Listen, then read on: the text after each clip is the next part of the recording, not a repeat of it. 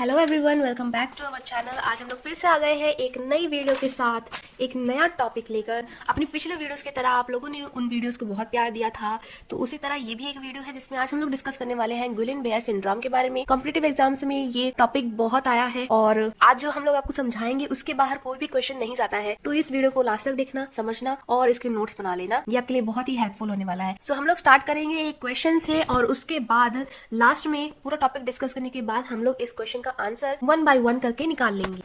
वैसे मैं नहीं निकालूंगी, आप लोगों को खुद ही इसका आंसर आ जाएगा। सो क्वेश्चन है कि a nurse is caring for a client with the diagnosis of Guillain Barre syndrome. The nurse identifies that the client is having difficulty expectorating respiratory secretion. What should be the nurse first intervention. तो question पूछा गया है कि client है, उसको Guillain-bear syndrome है। अब उसको क्या हो रहा है कि उसको डिफिकल्टी हो रही है उसके रेस्पिरेटरी सिक्रेशंस को बाहर निकालने में। तो ऐसी कंडीशन में नर्स का फर्स्ट इंटरवेंशन क्या होगा।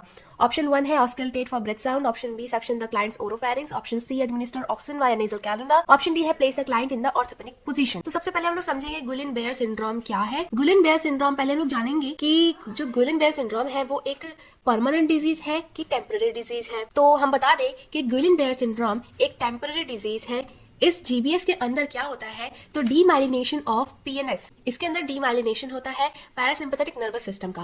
पैरासिम्पैथेटिक नर्वस सिस्टम में क्रेनियल नर्व और स्पाइनल नर्व आती है, इन दोनों का डीमाइलिनेशन होने लगता है। तो इसमें क्या होता है कि जो स्क्वान सेल्स होते हैं, जो न्यूरॉन्स बने होते हैं उसके अंदर स्क्वान सेल्स होते हैं, तो स्क्वान सेल्स हो जाते हैं कम और एस्ट्रोसाइट्स जो होते हैं वो हो जाते हैं ज्यादा। तो क्या होता है, जीबीएस के अंदर स्क्वान सेल्स कम हो जाते हैं और एस्ट्रोसाइट्स बढ़ जाते हैं। तो अब जो ये कंडीशन हुई, जो भी पेशेंट आएगा हमारे पास, तो उसके अंदर प्राइम क्लिनिकल मैनिफेस्टेशन क्या होगा।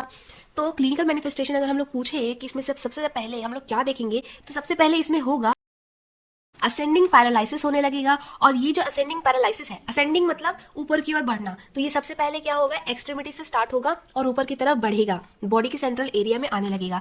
और ये जो पैरालिसिस होता है वो एकदम फ्लैसिड पैरालिसिस होता है, जो कि अटोनिक होता है और अरिफ्लेक्सिक होता है। तो कैसे होगा, जैसे कि ये है हमारे पास ये पर्सन आया है जीबीएस वाला, और इसके अंदर क्या होगा कि जो पैरालिसिस होगा वो पहले नीचे से स्टार्ट होगा, यहाँ से स्टार्ट होगा और चढ़ेगा चढ़ेगा चढ़ेगा चढ़ेगा ऊपर की ओर आने लगेगा, लेकिन एक जगह जाके ये रुक जाएगा और फिर क्या होगा, कुछ टाइम बाद ये फिर से पैरालिसिस नीचे की ओर वापस कम होने लगेगा, मतलब डिसेंड होने लगेगा। तो ये जो पैरालिसिस यहाँ तक चढ़ा और रुक गया, अगर ये डायफ्राम के नीचे रुक गया तब तो ठीक है, कोई बात नहीं है, लेकिन अगर ये डायफ्राम के ऊपर चला गया तो फिर ये रेस्पिरेटरी सिस्टम को भी अपने अंदर ले लेगा। तो एक बार तो ये चढ़ता है जिसको हम लोग कहते हैं असेंडिंग पैरालिसिस, और एक बार ये फिर नीचे जब जाता है तो उसको हम लोग कहते हैं डिसेंडिंग पैरालिसिस, और धीरे धीरे ये पूरा पैरालिसिस ठीक हो जाता है। लेकिन प्रॉब्लम कब आती है, जब ये पूरा पैरालिसिस चढ़ते चढ़ते चढ़ते चढ़ते डायफ्राम तक आ जाता है और डायफ्राम के बाद में लंग्स को इन्वॉल्व कर लेता है। जीबीएस में सबसे खतरनाक बात यही होती है कि रेस्पिरेटरी इन्वॉल्व हो जाए। इस पैरालिसिस में अगर रेस्पिरेटरी मसल पैरालाइज हो गई तो ये काफी डेंजरस हो जाएगी। तो हम क्या लिखेंगे, इफ रेस्पिरेटरी मसल इन्वॉल्व, तो ये क्या हो जाएगा, ये काफी डेंजरस हो जाएगा, क्योंकि ये पैरालिसिस है। और पैरालिसिस अगर हमारे लंग्स में पहुंच गया तो फिर क्या होगा, आप लोग खुद ही सोच सकते हैं। तो जीबीएस वाले जो बच्चा आएगा उसके अंदर हमेशा ही हिस्ट्री मिलेगी। हिस्ट्री आप लोग चेक करोगे तो या तो उसके अंदर कभी पहले रेस्पिरेटरी इन्फेक्शन हुआ हो, या फिर उसका जीआईटी का इन्फेक्शन कभी हुआ हो।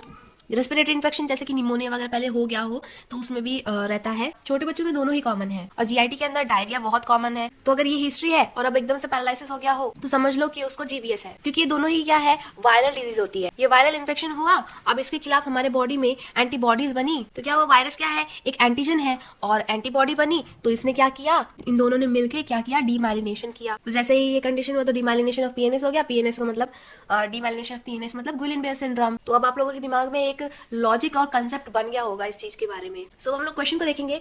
क्वेश्चन में पहले देखेंगे हम लोग option D, place the client in the orthopneic position. तो ऑर्थोपेनिक पोजीशन किस में दिया जाता है, तो वो कार्डियक डिजीज या फिर रेस्पिरेटरी डिजीज वालों को ऑर्थोपेनिक पोजीशन दिया जाता है, क्योंकि इन लोगों में मसल में टोन खत्म हो जाती है, तो ऐसी बीमारियों में ये पोजीशन दी जाती है, लेकिन जीबीएस वालों में नहीं। ऑप्शन सी है administer oxygen via nasal cannula. तो यहाँ पे कोई हाइपोक्सिया वाली कंडीशन तो हो नहीं रही है कि पेशेंट को ऑक्सीजन की कमी हो रही हो। उसको तो क्या प्रॉब्लम हो रही है, उसको रेस्पिरेटरी सिक्रेशंस बाहर निकालने में प्रॉब्लम हो रही है ना, तो ऑक्सीजन देना भी तो इस कंडीशन में कोई सेंस नहीं बन रहा। ऑप्शन बी कह रहा है सक्शन द क्लाइंट्स ओरोफैरिंक्स, फिर ऑप्शन ए कह रहा है ऑस्कल्टेट फॉर ब्रेथ साउंड।